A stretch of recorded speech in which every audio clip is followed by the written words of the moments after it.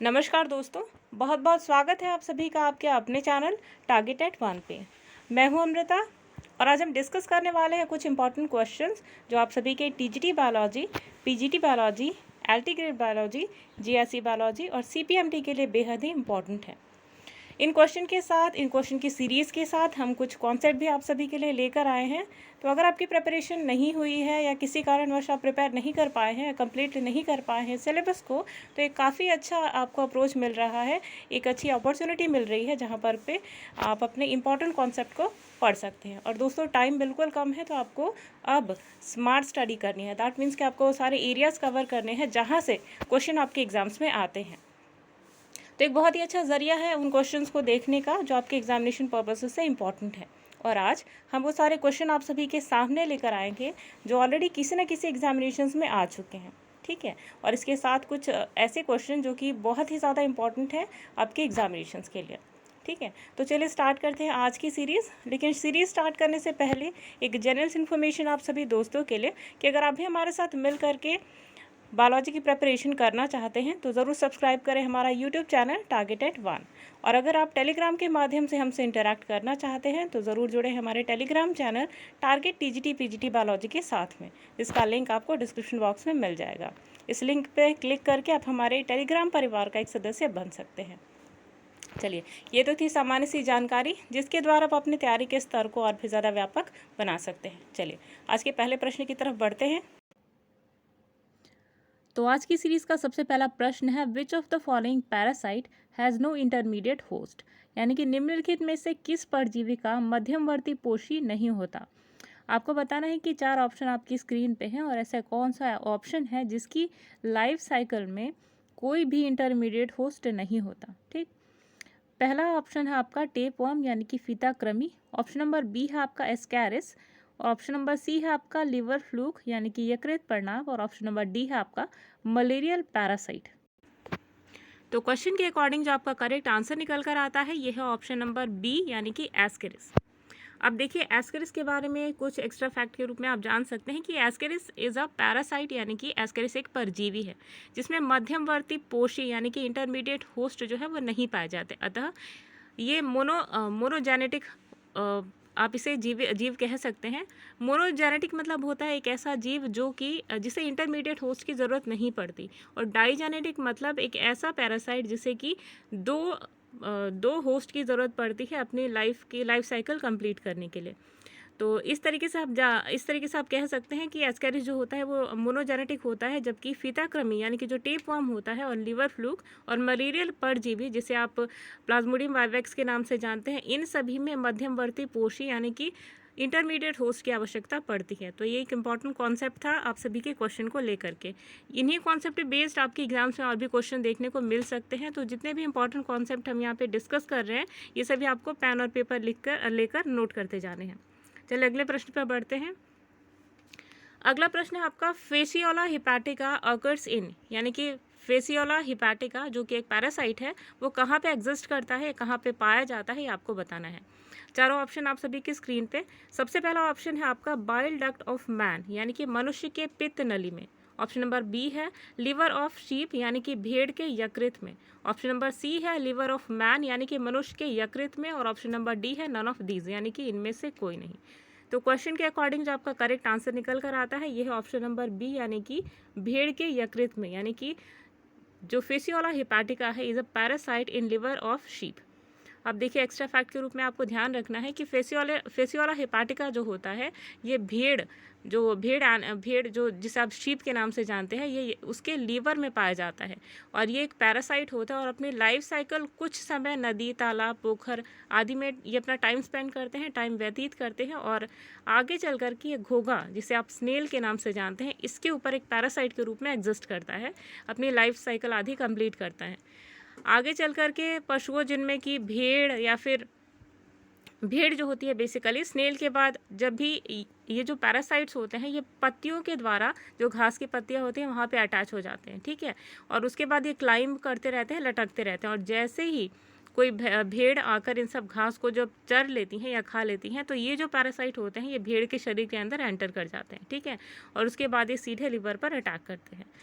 तो ये एक इम्पॉर्टेंट कॉन्सेप्ट था आपको जानने के लिए, ठीक है। और आगे चल के जब जब जब जब देखिए पूरे तरीके से ये भेड़ के शरीर के अंदर एंटर कर जाते हैं, तो जो अपने इम्पॉर्टेंट सिम्टम्स हैं जो कि भेड़ के शरीर में एक रोग की तरह उत्पन्न होते हैं, तो उन सभी को ये शो करते हैं, ठीक है। इनिशियल स्टेज में फ़िलहाल कोई इनमें कोई सिम्टम नज़र नहीं आता, लेकिन क्रॉनिकल स्टेज में सारे सिम्टम्स नज़र आते हैं। अगला क्वेश्चन देखिए, the function of Laurer's canal in Fasciola hepatica is. आपको बताना है कि लॉरेल्स कैनाल जो फैसियोला हिपैटिका का एक हिस्सा है सॉरी फेसियोला हिपैटिका के अंदर जो लॉरेल्स कैनाल है, इसका फंक्शन क्या होता है ये आपको बताना है। चारों ऑप्शन आप सभी की स्क्रीन पे। सबसे पहला ऑप्शन है एक्सक्रीशन, ऑप्शन नंबर बी है secretion of mucus, option number C है एक्ट एज कॉपुलेटरी पैसेज और ऑप्शन नंबर डी है ईजैशन। तो क्वेश्चन के अकॉर्डिंग जो आपका करेक्ट आंसर निकल कर आता है ये है ऑप्शन नंबर सी, यानी कि जो लॉरेल्स कैनाल होता है फेसियोला हिपैटिका के अंदर, इसका फंक्शन होता है कॉपुलेटरी पैसेज प्रोवाइड करना। यानी कि एक तरीके से आप देखें तो the function of Laurer's canal in Fasciola hepatica is cross fertilization, और ये कॉपुलेटरी पैसेज की तरह एक्ट करता है। तो एक इंपॉर्टेंट कॉन्सेप्ट था आप सभी के जानने के लिए। इसके साथ ही जो इन्वर्टेड सिरस होता है जो एक फ्लूक के साथ में अटैच्ड होता है, ये लॉरेल्स कैनाल्स के अंदर लॉरेल्स कैनाल से पैसेज के थ्रू ये एंटर करता है। तो एक्सक्रीशन की बात करें तो एक्सक्रीशन देखिए प्रोटोनेफ्रिडिया के द्वारा होता है फेसियोला हिपैटिका के अंदर। फेसियोला हिपैटिका मतलब लिवर फ्लूक, ठीक है, जो कि एक पैरासाइट होता है लिवर शीप के अंदर। नेक्स्ट देखिए, Laurer's canal is not associated with mucus secretion by flame cells, ठीक है। तो फ्लेम सेल्स के साथ में कोई भी एसोसिएशन नहीं बनता है यहाँ पे लॉरेल्स कैनाल का, ठीक है। तो क्वेश्चन के अकॉर्डिंग यहाँ पे जो आपका करेक्ट आंसर निकल कर आता है ये है ऑप्शन नंबर सी, यानी कि कॉपुलेटरी पैसेज। अगला क्वेश्चन देखिए, टीनिया टेक्स फूड थ्रू, यानी कि आपको बताना है कि जो टीनिया सोलियम है वो किसके थ्रू अपना जो फूड है उसको लेता है। तो चारों ऑप्शन आप सभी की स्क्रीन पे। सबसे पहला ऑप्शन है माउथ, ऑप्शन नंबर बी है सकर्स, ऑप्शन नंबर सी है बॉडी वॉल और ऑप्शन नंबर डी है सकर्स विद माउथ। तो यहाँ पे जो करेक्ट आंसर निकल कर आता है ये आपका ऑप्शन नंबर सी, यानी कि बॉडी वॉल। अब एक चीज़ आपको एक्स्ट्रा फैक्ट के रूप में याद रखना है कि टीनिया सोलियम के अंदर खुद की एलिमेंट्री कैनाल नहीं पाई जाती, और इसी कारण जब एलिमेंट्री कैनाल है ही नहीं तो माउथ और एनस का कोई मतलब ही नहीं बनता, और इसी कारण जो डाइजेशन होता है इनके अंदर डायरेक्टली नहीं हो पाता, ठीक है। तो डाइजेस्टेड फूड जो होता है इनकी बॉडी में होस्ट इंटेस्टाइन के थ्रू इनके जनरल बॉडी सरफेस के द्वारा होता है by the process of diffusion, ठीक है। तो एक इंपॉर्टेंट कॉन्सेप्ट था आप सभी के क्वेश्चन के। अगले प्रश्न पे आते हैं। तो अगला प्रश्न है, which larval stage is absent in life cycle of schistosoma, यानी कि कौन सी लार्वल अवस्था सिस्टोसोमा के जीवन चक्र में नहीं होती। तो आपको बताना है कि जो लाइफ साइकिल है, जो जीवन चक्र है सिस्टोमा का, उनमें निम्न में से ऐसा कौन सा ऑप्शन है जो कि उनकी लाइफ साइकिल यानी कि जीवन चक्र में उपस्थित नहीं होती। चार ऑप्शन आप सभी की स्क्रीन पे। सबसे पहला ऑप्शन है रेडिया, ऑप्शन नंबर बी है सर्केरिया, ऑप्शन नंबर सी है मिरासीडिया और ऑप्शन नंबर डी है स्पोरोसिस्ट। तो क्वेश्चन के अकॉर्डिंग जो आपका करेक्ट आंसर निकल कर आता है ये है ऑप्शन नंबर 1, यानी कि रेडिया।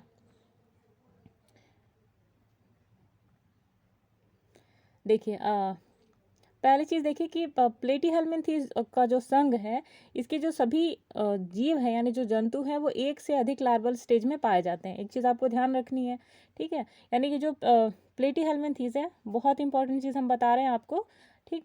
प्लेटीहेल्मिन्थीज जो होता है, जो संघ है प्लेटीहेल्मिन्थीज, इनमें संघ मतलब फाइलम, ठीक है। तो फाइलम प्लेटीहेल्मिन्थीज के अंदर जितने भी जंतु पाए जाते हैं सभी के अंदर मैक्सिमम लार्वा पाया जाता है, ठीक है। और सिस्टोमा के लाइफ साइकिल में रेडिया जो लार्वल अवस्था है या जो लार्वा स्टेज है वो नहीं पाए जाते, लेकिन टीनिया सोलियम इसी संघ का एक प्रमुख सदस्य है और इसमें उत्सर्जन के लिए फ्लेम सेल्स पाए जाते हैं, ठीक है। तो एक इंपॉर्टेंट कॉन्सेप्ट था आप सभी के जानने के लिए। अगला क्वेश्चन देखिए, which of these is not a larval stage of Fasciola hepatica. आपको बताना है कि फेसियोला हिपैटिका जिसे लीवर फ्लूक के नाम से जाना जाता है, उसके जीवन चक्र में कौन सा लार्वल स्टेज नहीं पाया जाता। तो सबसे पहला ऑप्शन है आपका स्पोरोसिस्ट, सबसे पहला ऑप्शन है आपका स्पोरोसिस्ट, ऑप्शन नंबर बी है हेक्साकैंथ, ऑप्शन नंबर सी है रेडिया और ऑप्शन नंबर डी है मिरासीडिया, ठीक है। क्वेश्चन सिमिलर लग रहा है लेकिन यहाँ पे थोड़ा सा डिफरेंस आपको नजर आएगा, ठीक है। देखिए तो क्वेश्चन के अकॉर्डिंग जो आपका करेक्ट आंसर है ये है ऑप्शन नंबर बी, यानी कि हेक्साकैंथ लार्वा, ठीक है। फेसियोला हेपेटिका के अंदर हेक्साकैंथ लार्वा नहीं पाया जाता, ठीक है। तो हेक्साकैंथ लार्वा पाए किस में जाता है, ये अभी हम डिस्कस करेंगे। सबसे पहला आंसर देख लीजिए, ठीक है। आंसर हमने क्या बताया आपको, हेक्साकैंथ लार्वा, ठीक है। तो हेक्साकैंथ लार्वा जो है वो फेसियोला हेपेटिका का लार्वा नहीं है। बाकी जितने भी हैं आपका, ये स्पोरोसिस्ट है, ठीक है, मिरासीडियम है और रीडिया है, ये सभी किसके लार्वल स्टेज है, ये सभी लार्वल स्टेज है हेपेटिका के, ठीक है। अब देखिए, अभी हमने डिस्कस किया कि रेडिया किसके लाइफ साइकिल में नहीं पाया जाता। रेडिया जो लार्वल स्टेज है वो सिस्टोमा के अंदर नहीं पाया जाता। सिस्टोमा किसे कहते हैं, ब्लड फ्लूक को। यहाँ हम लीवर फ्लूक की बात कर रहे हैं जिसे फेसियोला हेपेटिका कहा जाता है। तो इसकी लार्वल स्टेज के जो इसकी जो लार्वल स्टेज है, ये इसमें हेक्साकैंथ लार्वा छोड़ करके ये जो तीनों हैं ये सभी पाए जाते हैं, ठीक है।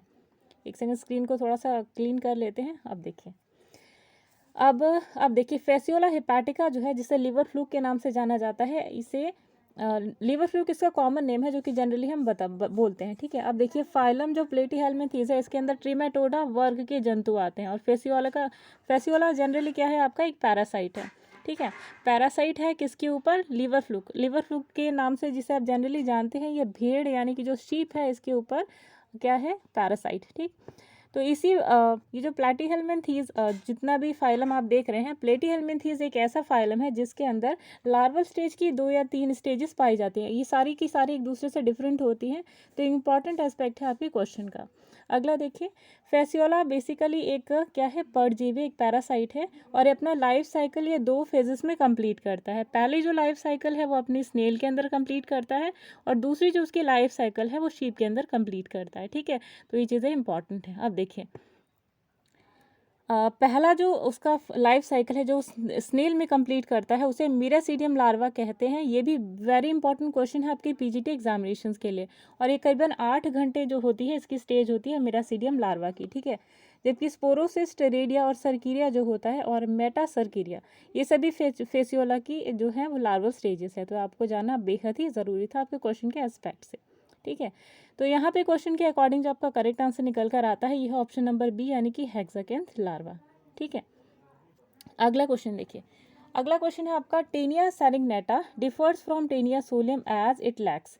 यानी कि टेनिया सेरिग्नेटा और टेनिया सोलियम में एक जो डिफरेंस है वो क्या है, और किसकी अनुपस्थिति के कारण इन दोनों के बीच में डिफरेंस पाया जाता है। तो चारों ऑप्शन आप सभी की स्क्रीन पे। सबसे पहला ऑप्शन है आपका रोस्टेला यानी कि तुंडक। ऑप्शन नंबर बी है सकर्स यानी कि चूषक। ऑप्शन नंबर सी है स्कोलेक्स यानी कि स्कोलेक्स। और ऑप्शन नंबर डी है नन ऑफ दीज, यानी कि उपरोक्त में से कोई नहीं। तो क्वेश्चन के अकॉर्डिंग जो आपका यहाँ करेक्ट आंसर निकल कर आता है यह है, देखिए, ऑप्शन क्वेश्चन के अकॉर्डिंग जो आपका करेक्ट आंसर है यह ऑप्शन नंबर 1 यानी कि रोस्टेलम, ठीक। अब देखिए, टीनिया सेरिग्नेटा और टीनिया सोलियम में जो डिफरेंस पाया जाता है वो है, टीनिया सेरिग्नेटा के अंदर जो है वो तुंडक पाया जाता है यानी कि रोस्टेलम, जबकि जो हुक होता है वो अनुपस्थित होता है। लेकिन टीनिया सोलियम और टीनिया सेरिग्नेटा के अंदर जो बेसिक डिफरेंस है उसके बारे में हम बात कर लेते हैं, क्योंकि हर तरीके से किस टाइप के इसके अंदर डिफरेंसेस पाए जाते हैं आपको देखना है, ठीक है। सबसे पहला देखिए, टीनिया सोलियम के अंदर जो होता है, इसका टीनिया सोलियम का जो बेसिक, देखिए दोनों के बीच में इस तरीके से देखिए, टीनिया सोलियम और यहाँ पे क्या है, टीनिया सेरिग्नेटा, ठीक है। तो दोनों के बीच में जो बेसिक डिफरेंस होता है, देखिए इसका जो जनरल नेम होता है इसे पोर्क टेपवर्म के नाम से जाना जाता है। और ये दूसरा है देखिए टीनिया सेरिग्नेटा, इसे बीफ टेपवर्म के नाम से जाना जाता है। दूसरा देखिए होस्ट, तो होस्ट के रूप में टीनिया सोलियम के अंदर जो होस्ट होता है वो होता है ह्यूमन बींग, और टीनिया सेरिग्नेटा का जो होस्ट होता है वो भी यहाँ पे मानव है, ठीक है। ये एक चीज़ कॉमन है। अब देखिए, इंटरमीडिएट होस्ट की बात करी जाए तो टीनिया सोलियम का जो इंटरमीडिएट होस्ट होता है वो होता है पिग, जबकि टीनिया सेरिग्नेटा का जो होस्ट होता है वो होता है गाय या मवेशी, जैसे भैंस होते हैं ये सब, ठीक है। अब देखिए रोग, तो टीनिया सोलियम से जो रोग होता है उसे टीनिएशियस कहा जाता है, और सिस्टोसरकोसिस कहा जाता है। जबकि टीनिया सेरिग्नेटा के द्वारा जो रोग उत्पन्न होता है उसे केवल टीनियासिरिन कहा जाता है, ठीक है। तो ये हमने बेसिक डिफरेंस और सिमिलैरिटी के बारे में बात करी, ठीक है। अगले क्वेश्चन पे आते हैं। तो अगला क्वेश्चन है आपका, Taenia takes its food only through, यानी कि जो टीनिया सोलियम है ये भोजन को अपने कैसे ग्रहण करता है ये आपको बताना है।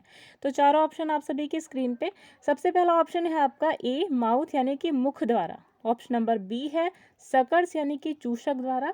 ऑप्शन नंबर सी है बॉडी वॉल यानी कि देह भित्ति द्वारा। और ऑप्शन नंबर डी है सकर्स और माउथ द्वारा, यानी कि चूसक और मुख दोनों के द्वारा। तो क्वेश्चन के अकॉर्डिंग जो आपको करेक्ट आंसर निकल कर आता है ये है ऑप्शन नंबर सी, यानी कि बॉडी वॉल के द्वारा, जिसे देह भित्ति भी कहा जाता है। तो टीनिया जो है वो अपना भोजन ग्रहण करता है बॉडी वॉल यानी कि देह भित्ति के द्वारा। ठीक है, ऑलरेडी हम डिस्कस कर चुके हैं कि टीनिया के अंदर क्या होता है, एलिमेंट्री कैनाल टोटली एब्सेंट होता है। तो इन दैट सिचुएशन अगर एलिमेंट्री कैनाल एब्सेंट है तो वो अपने अंदर जो फूड है उसका इंटेक कैसे करता है, तो बॉडी वॉल के द्वारा जो है इंपॉर्टेंट कंपोनेंट या जो न्यूट्रिशन है उसको ऑब्जर्व करता है। ठीक है, एक्स्ट्रा फैक्ट के रूप में आपको ध्यान रखना है कि टीनिया जो है वो बॉडी वॉल के द्वारा कवर, लेकिन जो प्रोसेस है वो कौन सा है, यानी कि अपनी बॉडी वॉल यानी कि देह भित्ति के द्वारा जो है वो चीज़ों को ऑब्जर्व करता है, लेकिन जो प्रोसेस है वो होता है डिफ्यूजन। ठीक है, दूसरी चीज़ कि फीताकृमि में मुख, गुदा और पाचन तंत्र नहीं होता, ये ऑलरेडी हम डिस्कस कर चुके हैं, लेकिन हर बार इसलिए बताते हैं ताकि आपका जो रिविजन है वो और बेटर लेवल का हो सके। ठीक है, ये एक तरल पोषक पदार्थ हो जिनमें ग्लूकोज, एमिनो एसिड और ग्लिसरॉल तीनों पाए जाते हैं। देखिए क्या हमने बोला, ग्लूकोज, ग्लिसरॉल, ठीक है, और तीसरा क्या पाया जाता है, एमिनो एसिड, यानी कि ये क्या हो गया आपका कार्बोहाइड्रेट, ये क्या हो गया आपका ग्लाइकोजन फैट, और ये क्या हो गया अमीनो एसिड प्रोटीन। तो तीनों को अपने शरीर की सतह के द्वारा डिफ्यूजन के द्वारा ग्रहण करता है, और इसीलिए शरीर की सतह पर इनका जो क्षेत्रफल होता है वह अत्यधिक बढ़े हुए, इसलिए इन्हें आच्छादित व क्षुद्रांश होते हैं, जिन्हें छोटे छोटे इनके अंदर सकट्स लगे, छोटे छोटे इनकी बॉडी के अंदर छेद होते हैं। ठीक है, और इसलिए इनके अंदर जो एंडोसाइटोसिस जो प्रोसेस होता है इसके द्वारा ये भोजन को ग्रहण करते हैं। ठीक है, और इनके अंदर बेसिकली जो डाइजेस्टिव ग्लैंड्स होते हैं कम्प्लीटली एब्सेंट होते हैं, और इसीलिए फिताक्रमी जो होता है इसके अंदर एक अद्वितीय लक्षण होता है, क्योंकि इनके अंदर एलिमेंट्री कैनाल कम्प्लीटली एब्सेंट है, कोई भी डाइजेस्टिव ऑर्गन नहीं पाया जाता, डिफ्यूजन का जो प्रोसेस है इसके द्वारा डाइजेशन होता है। तो एक दूसरे टाइप का अलग ही लेवल का आपको यहाँ पे डाइजेशन नजर आएगा। ठीक है, तो ये था आपके क्वेश्चन का इंपॉर्टेंट एस्पेक्ट। चलिए नेक्स्ट क्वेश्चन पे आते हैं। अगला क्वेश्चन है आपका, bladder worm is a larval stage of what. Question है आपका, ब्लैडर वॉर्म जो है वो डिंभक है किसका।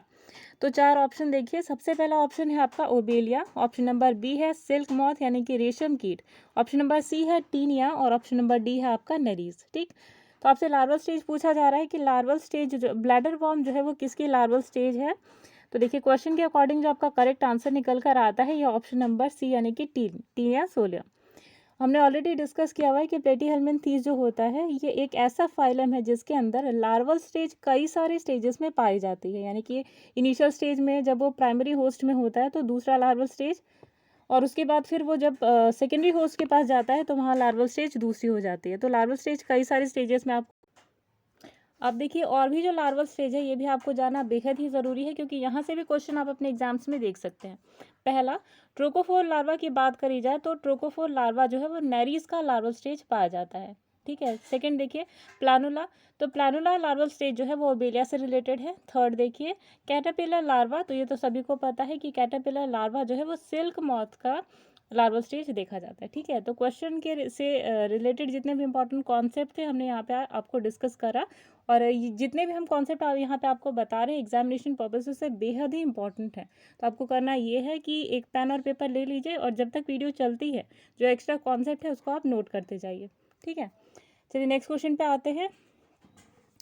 अगला क्वेश्चन है आपका, in fasciola hepatica the secretion of Mehlis gland is to, यानी कि आपको बताना है कि जो फेसियोला हेपाटिका है जिससे लिवर फ्लू के नाम से जाना जाता है, उसके अंदर महलिस ग्लैंड है वो किस चीज़ का सिक्रीशन करता है, या उसका सिक्रीशन जो है या जो श्रवण है उसका जो श्रावित करता है उसका फंक्शन कहाँ पर होता है। ठीक है, कहाँ पर वो यूज़ होता है। तो देखिए चार ऑप्शन आपकी स्क्रीन पे। सबसे पहला ऑप्शन है lubricate the uterus, option number B है harden the capsule, option number C है आपका एक्टिवेट द स्पर्म, और ऑप्शन नंबर डी है do all the above works. अब देखिए अगर आप हिंदी मीडियम के स्टूडेंट हैं तो सबसे पहला ऑप्शन देख लीजिए लुब्रिकेशन, यानी कि जो यूट्रस है उसके अंदर एक चिकना सा सतह प्रोवाइड करता है मैलिस ग्लैंड। दूसरा है देखिए हार्डन द कैप्सूल, कैप्सूल को सख्त बनाता है। थर्ड है देखिए एक्टिवेट द स्पर्म, यानी कि स्पर्म जो है उसको एक्टिवेटेड स्टेज में लेकर आता है। और लास्ट है जो अभी हमने तीनों ऑप्शन दिए ये सारे काम करता है। ठीक, तो देखिए क्वेश्चन के अकॉर्डिंग जो आपका करेक्ट आंसर निकल कर आता है यह आपका ऑप्शन देखिए फेसियोला हेपाटिका की बात करी जा रही है, तो महलिस ग्लैंड का फंक्शन क्या होता है ये सभी जान लीजिए। तो महलिस ग्लैंड जो होता है एक यूनिसेलुलर ग्लैंड होता है। यूनिसेलुलर मतलब कि सिर्फ एक सेल के द्वारा बना हुआ, सिर्फ एक सेल जो होती है यही इंपॉर्टेंट फंक्शन का रोल प्ले करती है।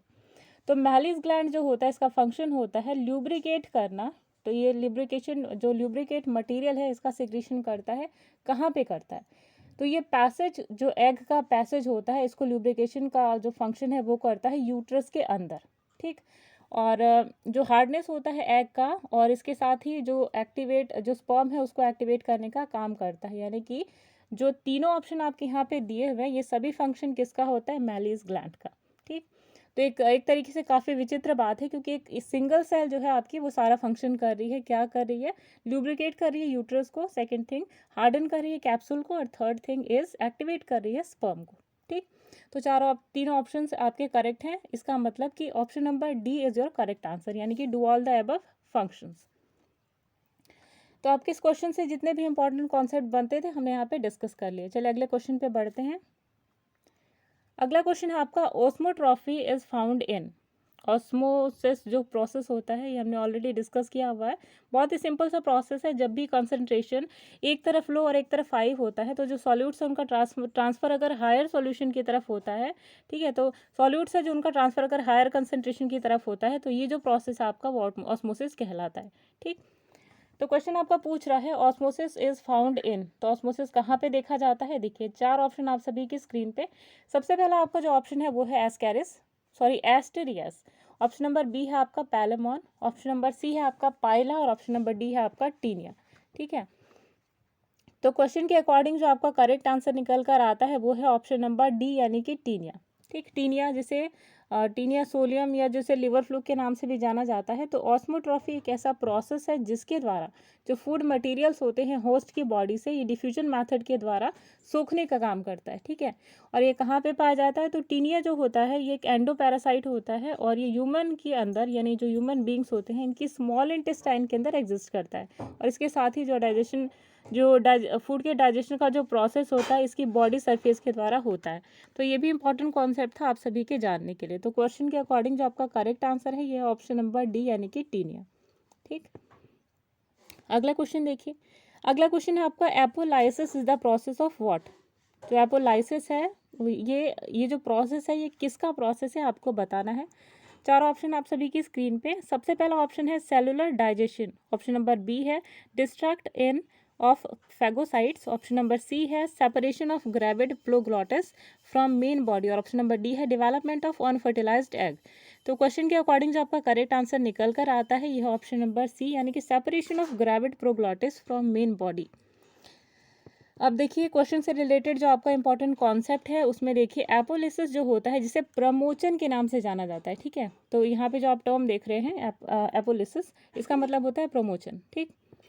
तो प्रमोचन का जो प्रोसेस है, यानी प्रमोचन की जो प्रक्रिया है ये आपके टीनिया सोलियम के अंदर देखी जाती है और उसी से संबंधित है, ठीक है।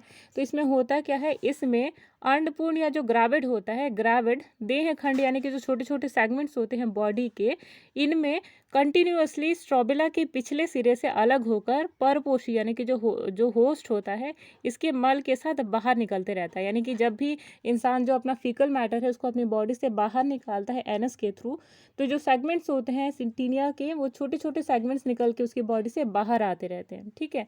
तो इसी प्रोसेस को क्या कहा जाता है, एपोलिसिस। और ये किन में देखे जाते हैं, ये फीताक्रमी की एक घटना है। और प्रमोचनी यानी कि ये सारे एनिमल्स जो कि एपोलिसिस का प्रोसेस परफॉर्म करते हैं इन्हें एपोलिटिक के नाम से जाना जाता है, ठीक है। तो एक इंपॉर्टेंट कॉन्सेप्ट था आप सभी के इस क्वेश्चन का। अगले क्वेश्चन पे चलते हैं। तो नेक्स्ट क्वेश्चन है आपका, ये थोड़ा सा टफ लेवल का है। तो अगर आप एलटी ग्रेड और जीआईसी की प्रिपरेशन कर रहे हैं तो इस टाइप के क्वेश्चन आपको अपने एग्जाम्स में देखने को मिलेंगे, ठीक है। और इसके साथ ही अगर आप यूपी पीसीएस के प्री में अगर अपियर हो रहे हैं तो ये भी क्वेश्चन आपको वहाँ पे देखने को मिलेगा, ठीक है। चलिए क्वेश्चन देखते हैं। क्वेश्चन क्या है, गिव रेडिया। देखिए 4 आपको ऑप्शंस दिखा, आपको 5 यहाँ पे लार्वल स्टेजेस दिखाई दे रही हैं, ठीक। अब आपको करना ये है कि इन सारी लार्वल स्टेजेस को सीक्वेंस के अकॉर्डिंग अरेंज करना है। यानी कि जो फैसियोला हेपाटिका है उसकी लाइफ साइकिल में सबसे पहला जो लार्वल स्टेज है वो कौन सा होता है और फाइनली लास्ट वाला जो लार्वल स्टेज है वो कौन सा है। तो सीक्वेंशियली आपको अरेंज करना है एक असेंडिंग ऑर्डर में, ठीक है। चलिए क्वेश्चन देखते हैं। गिव, पहला ऑप्शन देखिए आपका रेडिया, ऑप्शन नंबर क्वेश्चन है आपका देखिए पहला लार्वल स्टेज है रेडिया और दूसरा लार्वल स्टेज है cercaria, option number larva stage third है आपकी मेटासर्केरिया, और आपका लार्वा स्टेज 4 है स्पोरोसिस्ट, और फिफ्थ लार्वा स्टेज है मेरासीडिया। इन सभी लार्वा स्टेजेस को आपको इनकी लाइफ साइकिल जो होती है उनमें कैसे कैसे अरेंज होते हैं उसके अकॉर्डिंग असेंडिंग ऑर्डर में अरेंज करना है। ठीक, तो देखिए अब चारों ऑप्शन आपका, सबसे पहला ऑप्शन देखिए 1 2 3 4 और 5। ऑप्शन नंबर बी है 5 1 2 3 और 4। ऑप्शन नंबर सी है 5 4 1 2 और 3, और ऑप्शन नंबर डी है 1 4 2 और 3 और 5। ठीक, अब देखिए यहाँ पे आपका जो करेक्ट सीक्वेंस बनता है ये फॉलो करता है आपका ऑप्शन नंबर सी, यानी कि सबसे पहले देखिए पांचवा लार्वा स्टेज देखा जाता है, फिर फोर्थ, फिर फर्स्ट, फिर सेकंड और थर्ड। यानी कि सबसे पहले टीनिया सोलियम के अंदर जो लार्वा स्टेज पाई जाती है वो होती है मिरासीडिया लार्वा। ठीक, उसके बाद स्पोरोसिस्ट पाई जाती है, उसके बाद जो थर्ड लार्वा स्टेज है टीनिया के अंदर वो होती है रेडिया, और उसके बाद जो सेकंड है वो है सर्केरिया, और ऑप्शन नंबर लार्वल स्टेज जो थर्ड होती है ये होती है फाइनल और last larval stage of Taenia, जहाँ पे वो पूरे तरीके से मैच्योर हो जाता है, जुवेनाइल स्टेज से वो मैच्योरिटी की तरफ मूव कर जाता है। ठीक है, तो ये क्वेश्चन आपका काफ़ी इंपॉर्टेंट है आपके जीआईसी के पर्सपेक्टिव से, तो इसे भी आपको ध्यान में रखना है। अगला क्वेश्चन देखिए, bladder worm is a larval stage of what, यानी कि आपको बताना है कि जो ब्लैडर वॉर्म होता है वो किसका लार्वल स्टेज देखा जाता है। ठीक, चार ऑप्शन देखिए, सबसे पहला ऑप्शन है आपका ओबेलिया, ऑप्शन नंबर बी है silk moth, option number C है आपका टेनिया, और ऑप्शन नंबर डी है आपका नेरीज। ठीक, तो क्वेश्चन के अकॉर्डिंग आपका जो यहाँ करेक्ट आंसर निकल कर आता है यह है ऑप्शन नंबर सी, यानी कि ब्लैडर वॉर्म। ठीक, ऑप्शन नंबर सी है आपका टेनिया। तो टीनिया की जो लार्वा स्टेज है वो ब्लैडर वॉर्म के रूप में देखी जाती है, और इसे सिस्टी सर्कस भी जो होता है उसके नाम से जाना जाता है। तो इनकी लाइफ साइकिल के अंदर ब्लैडर वॉर्म यानी कि जो सिस्टी सर्कस होता है ये पाया जाता है, और Taenia is the secondary host. Taenia जो होता है उसका सेकेंडरी होस्ट होता है पिग। ठीक, अगला क्वेश्चन देखिए, अगला क्वेश्चन है आपका the process of detachment of mature proglottis from the body of tapeworm is known as, यानी कि जो मैच्योर प्रोग्लॉटिस होता है जो टेप वॉर्म की बॉडी से अलग होता है, उसे आप किस उसका जो ये जो प्रोसेस है आपका उसे आप किस नाम से जानेंगे, ये आपसे क्वेश्चन पूछ रहा है। ठीक है, ऑलरेडी हमने ये चीज़ें डिस्कस की हुई है, अगर आपको आंसर पता है तो आप कमेंट बॉक्स में लिख सकते हैं। क्वेश्चन आपसे पूछ क्या रहा है, देखिए हिंदी मीडियम के जो स्टूडेंट्स हैं उनके लिए कि जब मैच्योर प्रोग्लॉटिस यानी कि जो यहाँ पे टीनिया है उसकी बॉडी का जो मैच्योर्ड हिस्सा है जब वो बॉडी से बाहर निकलता है होस्ट की उसके फीकल मैटर के साथ में, तो ये जो प्रोसेस है वो क्या कहलाता है। ठीक, तो चार ऑप्शन आप सभी की स्क्रीन पे, सबसे पहला ऑप्शन है डिस्चार्ज, ऑप्शन नंबर बी है एपोलिसिस, ऑप्शन नंबर सी है डी एलिमिनेशन, और ऑप्शन नंबर डी है प्रोलिफरेशन। ठीक, तो क्वेश्चन के अकॉर्डिंग जो आपका करेक्ट आंसर निकल कर आता है यह है ऑप्शन नंबर बी, यानी कि एपोलिसिस। एपोलिसिस जो प्रोसेस हमने बिल्कुल अभी आपके क्वेश्चन से डिस्कस किया, देखिए क्वेश्चन ऐसे ही बनते हैं, मतलब आपने अभी जो चीज़ देखी क्वेश्चन के रूप में कि एपोलिसिस है क्या, नेक्स्ट क्वेश्चन में आपने देखा कि वही ऑप्शन में आ गया। तो क्वेश्चन यहीं से बनता है कि अगर आपने क्वेश्चन पढ़ा है तो उससे रिलेटेड जितने भी लिंकिंग कॉन्सेप्ट है सबको आपको तैयार करना है, और इन्हीं कॉन्सेप्ट पे बेस्ड क्वेश्चन आप अपने नेक्स्ट एग्जामिनेशंस में देखेंगे। तो यही जो होता है जनरली जो एग्जामिनर है आपका क्वेश्चन यही सोच के प्रिपेयर करता है कि आपके जो इंपॉर्टेंट कॉन्सेप्ट है जो आपको आगे लाइफ में यूज़फुल जो कॉन्सेप्ट है उन्हीं चीज़ों को आपकी क्वेश्चन पेपर में डालता है। ठीक है, तो यही जो एस्पेक्ट है आपको ध्यान में रखना है एग्जामिनर का, और उसी तरीके से आपको क्वेश्चन की प्रिपरेशन भी करनी है। ठीक है, तो फिलहाल जितने भी कनेक्टेड लिंक थे उनके बारे में हमने ऑलरेडी सारे क्वेश्चन के साथ में डिस्कस किया हुआ है। यहाँ पे देखिए जो कनेक्टिंग लिंक है एपोलिसिस के बारे में हमने ऑलरेडी डिस्कस किया है, लेकिन फिर से देख लीजिए एक बारी। एपोलिसिस मतलब होता क्या है, ये जो होस्ट होता है टीनिया सोलियम इसकी बॉडी का जो मैच्योर प्रोग्लॉटिडाइसिस है ये क्या करता है कि ह्यूमन के अंदर, क्योंकि ह्यूमन इंटेस्टाइन के अंदर ये स्टे करता है टीनिया सोलियम, वहीं पे ये पैरासाइट की तरह एक्ट करता है। ठीक है, तो जैसे ये मैच्योर प्रोग्लॉटिस है ये ह्यूमन के फीकल मैटर के साथ एनएस के थ्रू जब बाहर आ जाता है तो यही जो प्रोसेस है आपका एपोलिसिस कहलाता है। अब आप कहेंगे इसका फंक्शन क्या है, तो देखिए अभी आपने देखा कि प्राइमरी स्टेज में जो प्राइमरी होस्ट है वो क्या होती है स्नेल, जो सेकेंडरी होस्ट है यहाँ पे वो क्या होता है ह्यूमन बीइंग। तो इन दोनों के बीच में एक आपने कनेक्टिंग लिंक देखा वो क्या था टीनिया सोलियम। ठीक है, तो ये जब ह्यूमन बॉडी से फिकल मैटर के साथ में बाहर आता है तो अभी ये डेड स्टेज में नहीं है, जब ये बाहर आता है तो और ज़्यादा स्प्रेड होता है। तो ये टीनिया सोलियम का क्या है, क्या है, स्प्रेडिंग का प्रोसेस है, ठीक है। तो इसीलिए आजकल आपने देखा होगा ये जो कैंपेन वगैरह चलाया जाता है स्वच्छ भारत मिशन, तो इसीलिए होता है ताकि अगर कोई भी इन्फेक्टेड पर्सन है वो अगर इस तरीके से बाहर जो है अपना फीकल मैटर रिमूव करता है, तो ये क्या करता है, कहीं ना कहीं आपके थ्रू कई सारे लोगों को इन्फेक्ट करता है, और इसीलिए आपको जो है इस तरीके के कैंपेन का एक हिस्सा बनना चाहिए। अगला क्वेश्चन देखिए। अगला क्वेश्चन है, in yeast cell 1 glucose molecule produces net ATP. आपको बताना है कि ईस्ट की कोशिका के अंदर, ईस्ट जिससे कि ईस्ट का साइंटिफिक नेम क्या है, सैक्रोमाइसिस, ठीक। सैक्रोमाइसिस के कई सारी जो स्पीशीज है वो इंडस्ट्रियल पर्पसेस के लिए यूज होती है, जिनमें सैक्रोमाइसिस सर्वेसी होता है, जिसे ईस्ट क्या कहा जाता है, वाइन ईस्ट के नाम से, और इसको अल्कोहल के प्रोडक्शन में हेल्प मिलती है, ठीक है। तो चलिए क्वेश्चन को देखते हैं। तो आपसे क्वेश्चन पूछ रहा है कि एक ईस्ट कोशिका में एक ग्लूकोज का जो अणु है वो कुल कितने एटीपी का प्रोडक्शन करता है, यानी कि कुल कितने एटीपी को उत्पन्न करता है। चार ऑप्शंस को देखिए। सबसे पहला आपका ऑप्शन है 4 एटीपी, ऑप्शन नंबर बी है आपका 36 एटीपी, ऑप्शन नंबर सी है 2 एटीपी, और ऑप्शन नंबर डी है आपका नन ऑफ दीज। तो देखिए क्वेश्चन के अकॉर्डिंग जो आपका करेक्ट आंसर निकल कर आता है, यानी कि एक ईस्ट जो होता है वो अपनी बॉडी के अंदर कितने एटीपी है उसको रिलीज करता है, तो option number B is your correct answer. यानी कि एक ईस्ट जो होता है, ईस्ट सेल के अंदर एक ग्लूकोज के मॉलिक्यूल से ऑक्सीडेशन के बाद, ठीक है, प्रोसेस का नाम क्या है, ऑक्सीडेशन। तो एक ईस्ट ग्लूकोज के ऑक्सीडेशन के बाद पूरे 36 एटीपी जो है उसका प्रोडक्शन करता है, ठीक है। तो इम्पॉर्टेंट एस्पेक्ट था।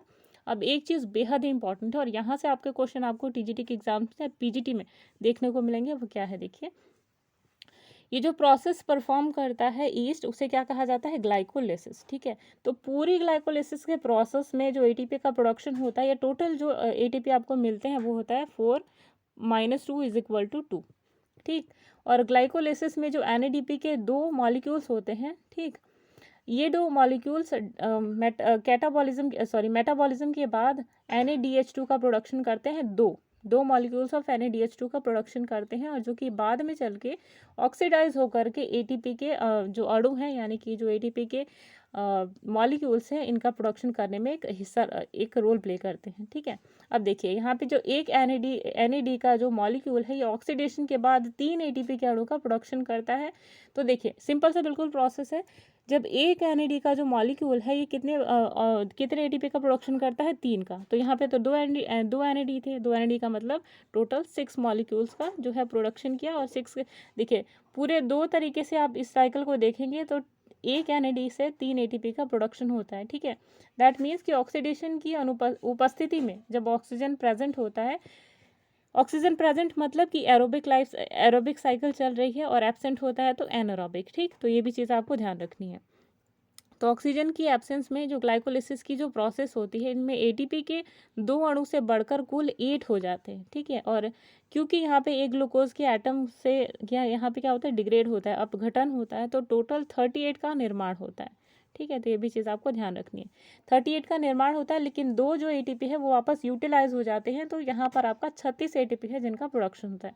थोड़ा सा कॉम्प्लेक्स लग रहा होगा आप सभी को सुनने के लिए। अगर नहीं समझ में आ रहा है तो वीडियो को एक बार प्लीज़ से बैकवर्ड ले जाइएगा, और उसके बाद फिर दोबारा से सुनिएगा, चीज़ें क्लियर हो जाएंगी, ठीक है। तो ग्लाइकोलिसिस का अगर प्रोसेस आपको डिफ़िकल्ट लगता है तो आप कमेंट बॉक्स में लिख दीजिएगा। हम पूरी लाइफ साइकिल जो पूरी ग्लाइकोलिटिक साइकिल है उसको with the help of image आप सभी को क्लियरली बताएंगे, ठीक है। चलिए नेक्स्ट क्वेश्चन है आपका, बेसिडोकार्प ऑफ फ्रूटिंग। देखिए basidiocarp is fruiting body of what. जो बेसिडोकार्प है ये किसकी फ्रूटिंग बॉडी होती है, ये आपको बताना है। तो चारों ऑप्शन आप सभी की स्क्रीन पे। सबसे पहला ऑप्शन है आपका राइजोपस, ऑप्शन नंबर बी है आपका म्यूकोर, ऑप्शन नंबर सी है आपका एल्ब्यूगो, और ऑप्शन नंबर डी है आपका एगरिकस, ठीक। तो क्वेश्चन के अकॉर्डिंग जो आपका करेक्ट आंसर निकल कर आता है, यह ऑप्शन नंबर डी, यानी कि एगरिकस।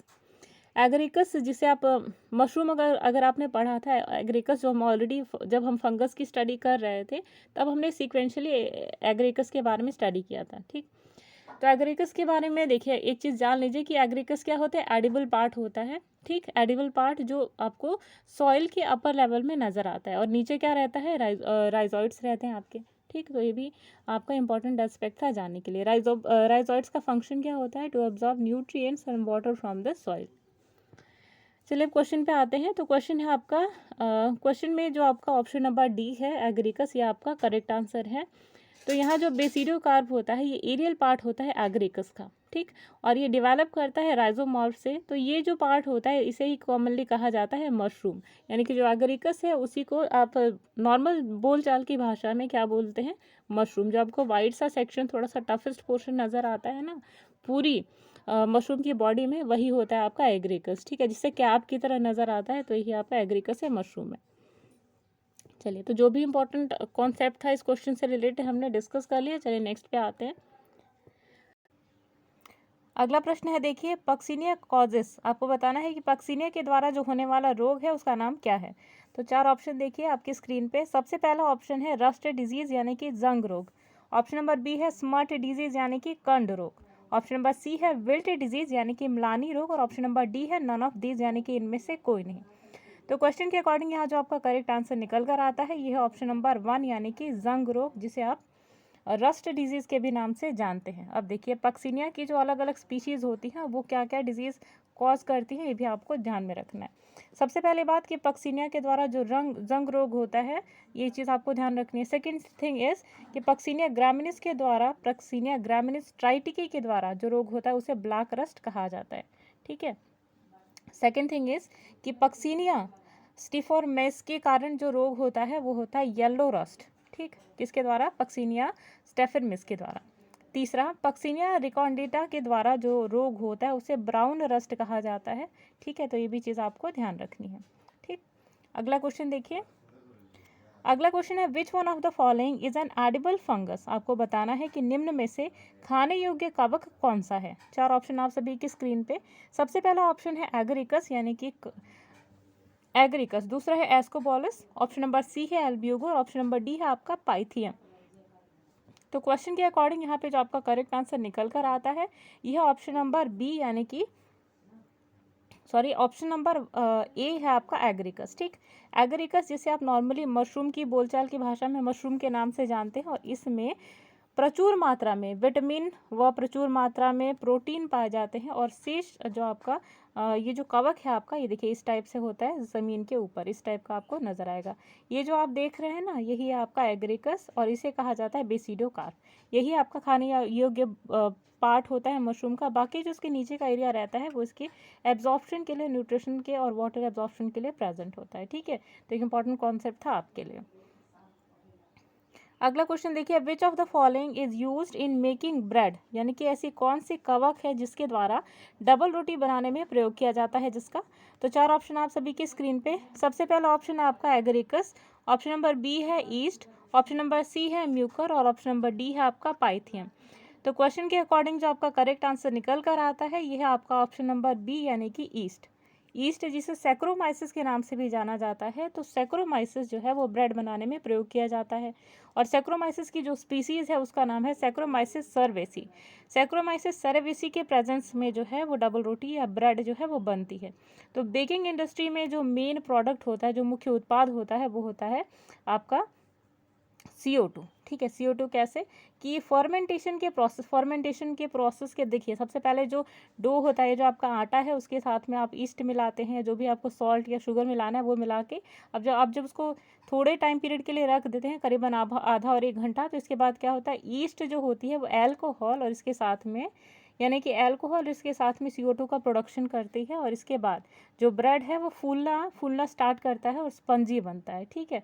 तो इसकी एक केमिकल रिएक्शन होती है जो आपको ध्यान में रखना है, C6H12 और O6, ठीक है। यह आगे चल करके 2CO2 प्लस 2C2H2OH के नाम से जाना जाता है। और ये जो प्रोसेस है इसके ईस्ट के प्रेजेंस में होती है और जाइमेज के प्रेजेंस में होती है, ठीक है। जाइमेज एक इंपॉर्टेंट कंपोनेंट है, आपको ध्यान में रखना है। अगला क्वेश्चन देखिए। अगला प्रश्न है आपका, white rust disease is caused by what. सफ़ेद जंग रोग जो है वो किसके कारण होता है ये आपको बताना है। पहला ऑप्शन है आपका एस्कोबोलस, ऑप्शन नंबर बी है आपका राइजोपस, ऑप्शन नंबर सी है आपका एल्ब्यूगो और ऑप्शन नंबर डी है आपका पक्सिनिया, ठीक है। तो क्वेश्चन के अकॉर्डिंग जो आपका करेक्ट आंसर है वो है वाइट रस्ट डिजीज जो है आपका वो एल्ब्यूको के कारण होता है, और ये जो क्लास है वो oomacetes क्लास को बिलोंग करता है, ठीक है। वाइट रस्ट डिजीज के सिम्टम्स देख लीजिए कि लीफ जो होती है इसमें वो बैडली डैमेज हो जाती है, कर्लिंग टाइप की आ जाती है, सिकुड़ना टाइप का हो जाती है, और इसके ऊपर छोटे छोटे वाइट डॉट्स की तरह आपको स्ट्रक्चर्स नजर आते हैं, ठीक है। इसे ही वाइट रस्ट डिजीज कहा जाता है, ठीक है। किन में पाया जाता है? गुड़हल की जो प्रजातियां होती हैं ज़्यादातर और क्रूसीफर यानी कि जितने भी क्रूसीफेरी फैमिली के हैं जिनमें कि आपका सरसों आता है, मूली आता है, इन सभी के अंदर वाइट रस्ट डिजीज़ है वो देखा जाता है, ठीक है। तो इम्पॉर्टेंट कॉन्सेप्ट था आप सभी के जानने के लिए। अगला क्वेश्चन देखिए, which yeast is use for commercial production of ethanol. आपको बताना है कि इथेनॉल के प्रोडक्शन के लिए कौन सी जो खमीर है उसका प्रयोग किया जाता है, और यानी कि इथेनॉल के कॉमर्शियल उत्पादन के लिए किस खमीर का प्रयोग किया जाता है आपको बताना। और ये वेरी इंपॉर्टेंट क्वेश्चन आपके एलटी ग्रेड में ऑलरेडी आ चुका है, ठीक। तो आपके पीजीटी में आने की पूर्ण संभावनाएं बनती है, हो सकता है आपके टीजीटी में भी आ जाए, ठीक है। तो देखिए ऑप्शन देख लीजिए, सबसे पहला ऑप्शन है आपका Saccharomyces cerevisiae, option number B है आपका Candida albicans, option number C है आपका ल्यूकोपोरिडियम फ्रिडिगिडियम, और ऑप्शन नंबर डी है आपका कैंडिडा स्टूफी। तो क्वेश्चन के अकॉर्डिंग यहाँ पे जो आपका करेक्ट आंसर निकल कर आता है यह आपका ऑप्शन नंबर 1 यानी कि सैक्रोमाइसिस सर्वेसी। सैक्रोमाइसिस ये सर्वेसी एक ऐसा ईस्ट है, एक ऐसा फंगस है जिसका यूज़ किया जाता है कॉमर्शियल पर्पसेस के लिए, ठीक है। और सैक्रोमाइसिस सर्वेसी खमीर का जो है खमीर का दूसरा नाम है, और इसे बेकर्स एजेंट के नाम से भी या ब्रीवर्स एजेंट के नाम से भी जाना जाता है। ब्रीवर्स एजेंट क्यों? क्योंकि जितने भी ब्रीवरेजेस हैं जिनमें आपका अल्कोहल शराब होता है ना, या वाइन होती है, बियर होती है, तो उनके प्रोडक्शन में जो है वो ईस्ट का प्रयोग किया जाता है, ठीक है।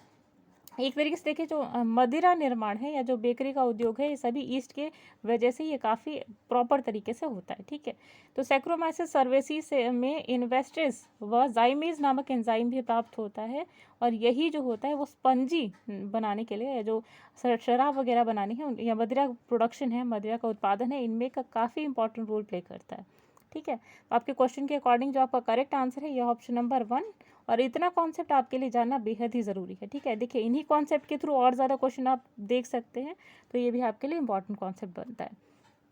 अगला क्वेश्चन देखिए, प्लांट पैथोजेनिक बैक्टीरिया आर यानी कि पादप रोग पैदा करने वाले जीवाणु होते हैं। तो चारों ऑप्शन आप सभी की स्क्रीन पे, सबसे पहला ऑप्शन है आपका रॉड शेप्ड यानी कि दंडाकार, ऑप्शन नंबर बी है आपका स्पाइरल यानी कि स्पाइरल आकार, ऑप्शन नंबर सी है आपका स्फेरिकल यानी कि गोलाकार, और ऑप्शन नंबर डी है ऑल ऑफ द एबव। तो क्वेश्चन के अकॉर्डिंग जो आपका करेक्ट आंसर निकल कर आता है यह ऑप्शन नंबर डी। तो पौधे व कवकों में जो रोग पैदा करने वाला जो जीवाणु होता है उसकी जो संरचनाएं होती है, यानी कि पौधों में जितने भी बैक्टीरियाज होते हैं जो कि रोग पैदा करते हैं वो 4 प्रकार के होते हैं। सबसे पहला होता है देखिए कॉकस, जो कि स्फेरिकल और गोल अंडाकार शेप होता है। दूसरा है देखिए आपका बेसिलस, तो बेसिलस जो आपका वो रॉड शेप्ड होता है। और तीसरा है स्पाइरल, ठीक है। तो स्पाइरलम जो होता है वो इस शेप का आपको नजर आएगा, ठीक है। विब्रियो होता है आपका कॉमा शेप्ड, ठीक है। तो 4 टाइप्स के बैक्टीरियाज होते हैं, 4 शेप्स की जो बैक्टीरिया हैं वो आपको जनरली आप जानते हैं, ठीक है। अगला क्वेश्चन देखिए, अगला क्वेश्चन है member of Ascomycetes class are commonly known as, यानी कि एस्कोमाइसिटीज क्लास के जो मेंबर्स हैं उन्हें जनरली किस नाम से जाना जाता है ये आपको बताना है। तो 4 ऑप्शन आप सभी की स्क्रीन पे, सबसे पहला ऑप्शन है आपका puff balls, option number B है आपका sac fungi, option number C है आपका वाटर मोल्ड, और ऑप्शन नंबर डी है आपका रस्ट फंजाई। तो क्वेश्चन के अकॉर्डिंग जो आपका करेक्ट आंसर निकल कर आता है वो है आपका ऑप्शन नंबर बी यानी कि सैक फंजाई, ठीक है। यानी कि एस्कोमाइसिटीज के जो मेंबर्स हैं उन्हें सैक फंजाई के नाम से भी जाना जाता है। को एक चीज़ आपको ध्यान में रखना है कि जितने भी कवक होते हैं ना, जितने भी फंजाई होते हैं, इनके अंदर जो एसेक्सुअल रिप्रोडक्शन है ये कोनिडिया की हेल्प से होता है। कोनिडिया क्या होता है? ये आपकी बॉडी है, फ्रूटनिंग बॉडी, इसके टिप पे बिल्कुल सर्कुलर प्रोजेक्शंस पाई जाती है, इन्हें कहा जाता है क्या? इन्हें कहा जाता है कोनिडिया। तो यही जब मैच्योर हो जाते हैं, ठीक है, तो ये यहाँ से डिटैच हो जा करके ये सेक्सुअली डेवलप करते हैं, ठीक है। तो ये सेक्सुअल रिप्रोडक्शन है। सेक्सुअल रिप्रोडक्शन देखिए वो होती है with the help of ascocarp, ठीक है। एस्कोकार्प जो होता है इनमें उपस्थित होता है एस्करस के अंदर 8 एस्को बीजाणु जो होते हैं वो बनते हैं। जैसे इसका एग्जाम्पल है, देखिए मार्सेला और सैक्रोमाइसिस। ठीक है, सैक्रोमाइसिस के अंदर जो है बीजाणु यानी कि जो स्पर्म है इनका प्रोडक्शन होता है, सॉरी स्पोर का प्रोडक्शन होता है। इनके अंदर 4 कुल जो है स्पोर उनका प्रोडक्शन होता है, किसके अंदर, एस्कोकार्प के अंदर, इस तरीके से। ठीक है, तो ये आपको ध्यान रखना है। चलिए स्क्रीन को थोड़ा सा क्लियर कर लेते हैं। जनरली आप देखेंगे, देखिए एक चीज़ इंपॉर्टेंट आपको ध्यान रखनी है कि जनरली जो संख्या है पादप रोगों की, उसमें जीवाणु जो होते हैं वो जनरली रॉड शेप्ड होते हैं। यानी कि जितने भी मैक्सिमम जो रोग होते हैं बैक्टीरियल कॉजेज, जो बैक्टीरिया कॉज्ड जो डिजीज़ होती हैं प्लांट्स में, बेसिकली उनमें से मैक्सिमम आपको रॉड शेप्ड मिलेंगे। यानी कि rod shaped bacteria are basically responsible for what, plant disease. ठीक है, अगला क्वेश्चन देखिए। तो यहाँ पे क्वेश्चन के अकॉर्डिंग जो आपका करेक्ट आंसर निकल कर आता है ये है आपका ऑप्शन नंबर बी, यानी कि सैक फंजाई। अगला क्वेश्चन देखिए। अगला क्वेश्चन है आपका muriform conidia are found in what, यानी कि म्यूरिफॉर्म जो कोनिडिया है वो किस में पाए जाते हैं। तो 4 ऑप्शन आप सभी के स्क्रीन पे। सबसे पहला ऑप्शन है आपका अल्टरनेरिया, ऑप्शन नंबर बी है आपका राइजोपस, ऑप्शन नंबर सी है आपका एगरिकस और ऑप्शन नंबर डी है आपका एस्परजिलस। ठीक, तो यहाँ पे जो आपका करेक्ट आंसर निकल कर आता है क्वेश्चन के अकॉर्डिंग ये है आपका ऑप्शन नंबर 1, यानी कि अल्टरनेरिया। ठीक, तो अल्टरनेरिया जो होता है वो उसके अंदर म्यूरिफॉर्म कोनिडिया जो है इनकी फॉर्मेशन होती है। ठीक है, अगला क्वेश्चन देखिए। अगला क्वेश्चन है आपका early blight of potato is caused by which of the following, यानी कि निम्न में से किसके द्वारा अर्ली ब्लाइट ऑफ पोटैटो जो डिजीज है वो होती है। 4 ऑप्शन आप सभी की स्क्रीन पे। सबसे पहला ऑप्शन है फाइटोफोरा इन्फेस्टेंस, ऑप्शन नंबर बी है आपका अल्टरनेरिया सोलेनी, ऑप्शन नंबर सी है आपका अल्टरनेरिया अल्टरनेटा और ऑप्शन नंबर डी है आपका सिनिक्टेरियम एंडोबिक्टम। ठीक, तो क्वेश्चन के अकॉर्डिंग जो आपका करेक्ट आंसर निकल कर आता है ये है आपका ऑप्शन नंबर बी, यानी कि अल्टरनेरिया सोलेनी। अब देखिए अल्टरनेरिया सोलेनी जो होता है ये रिस्पॉन्सिबल होता है अर्ली ब्लाइट ऑफ डिजीज के लिए। ठीक, इसके अलावा अल्टरनेरिया सोलेनी, अच्छा उसके अलावा देखिए लेट ब्लाइट ऑफ पोटैटो जो होता है वो फाइटेक्टोरा या फाइटेक्फोरा इन्फेस्टेंस के द्वारा होता है, जबकि सिनेकाइड्रियम एंटोबायोटम इसके द्वारा वॉट डिजीज जो है वो होता है। ठीक है, पहली चीज़ कि फाइटोफोरा इन्फेस्टेंस के द्वारा लेट ब्लाइट ऑफ डिजीज होती है और दूसरा जो है आपका सिनकाइट्रियम एंटोबाइटिकम के द्वारा वॉट डिजीज जो है वो होती है। ठीक, तो इंपॉर्टेंट था आपको जानना है। अगला क्वेश्चन देखिए। अगला क्वेश्चन है clamp connection was first absorbed bye, यानी कि क्लैम्प कनेक्शन है वो सबसे पहले किसके द्वारा देखा गया था, या क्लैम्प कनेक्शन सर्वप्रथम किस वैज्ञानिक द्वारा देखा गया था। तो चारों ऑप्शन आप सभी के स्क्रीन पे। सबसे पहला ऑप्शन है आपका ब्लैकेस्की, ऑप्शन नंबर बी है आपका स्पैरो, ऑप्शन नंबर सी है आपका सरकैडो और ऑप्शन नंबर डी है आपका हॉफमैन। तो क्वेश्चन के अकॉर्डिंग जो आपका करेक्ट आंसर निकल कर आता है ये है ऑप्शन नंबर डी, यानी कि हॉफमैन। अब देखिए क्लैम्प कनेक्शन सर्वप्रथम हॉफमैन नामक वैज्ञानिक के द्वारा देखा गया था। अब ये क्लैम्प कनेक्शन है क्या, तो क्लैम्प एक प्रकार की संरचना होती है, एक स्ट्रक्चर होता है जो कि जनरली फंगस में देखा जाता है। ठीक है, और कवक के अंदर जो हाइफल होता है उसमें कोशिका के विकास के लिए बनता है। ठीक है, अब देखिए प्रत्येक कोशिका या हाइफा होता है इसके अंदर खंड सेप्टा के द्वारा क्रॉस वॉल के द्वारा एक पृथक होते हुए इनमें विभिन्न प्रकार के जोड़े जो न्यूक्लियाई जिनमें पाई जाती है, जोड़े मतलब ये आपकी सेल्स हैं कुछ इस प्रकार से। ठीक है, इनके अंदर न्यूक्लियाई पाई जाती है, तो इसी के अंदर से सेल की जो आउट ग्रोथ है कुछ इस प्रकार का स्ट्रक्चर बनाती है। इन्हीं क्या कहा जाता है, क्लैम्प कनेक्शन। ठीक, अब देखिए विभिन्न प्रकार के जो लैंगिक जनन है कि सेक्सुअल रिप्रोडक्शन में हाइफा द्वारा एक दूसरे के से जुड़कर जो न्यूक्लियाई है इनका आदान प्रदान किया जाता है और इसे ही अनुवांशिक विविधता की स्थिति बनती है। यानी कि अभी जो देखा हाइफल कनेक्शन आपने कुछ इस प्रकार से, ठीक है, दूसरे में देखिए कुछ इस प्रकार से, तो ये जो है आपका ये क्या कहलाएगा, क्लैम्प कनेक्शन। और इसी के द्वारा पॉजिटिव और नेगेटिव स्ट्रेन के जो हाइफा हैं वो एक दूसरे के साथ में कनेक्ट होते हैं और जो न्यूक्लियस होता है एक दूसरे के साथ में मिक्स होता है। ठीक है, और यही क्या कहलाता है आपका, इसी के द्वारा क्या होता है आपका जेनेटिक जो डाइवर्सिटी है ये आपको देखने को मिलती है। तो एक इम्पॉर्टेंट कॉन्सेप्ट था आपके क्वेश्चन को लेकर के। ठीक है, तो दोस्तों यहाँ पे ख़त्म होती है हमारी आज की सीरीज़। उम्मीद है कि आज की सीरीज़ को आपने बहुत इन्जॉय किया होगा और बहुत ज़्यादा हेल्पफुल लगी होगी आज की सीरीज़ आप सभी को। तो मिलते हैं नेक्स्ट वीडियो में, और एक रिक्वेस्ट आप सभी से कि गाइस अगर आपको सीरीज़ अच्छी लगती है तो प्लीज़ एक लाइक ज़रूर दीजिएगा। आपके जो भी बेस्ट फ्रेंड्स हैं आपको लगता है कि ये सीरीज़ यूज़फुल है तो उनके साथ भी शेयर कीजिएगा। ठीक है, मिलते हैं नेक्स्ट वीडियो में, तब तक के लिए अमृता को दीजिए इजाज़त। Bye bye.